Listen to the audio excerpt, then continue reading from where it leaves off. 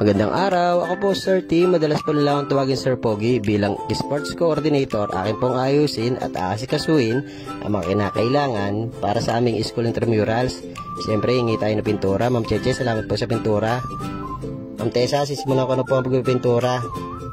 Siyempre, una pong gagawin ay ang paglilinya ng badminton. Susunod po niyan ay ang laruan ng basketball at ang pinakauli ay ang sepak. Mamaya na po yung sepak, pagkainit po doon. Tapos na po ako maglinya, akin na pong ayusin ng badminton. At andito tayo sa initan. Ito po, ang net ng sepak, ayos na rin po yan.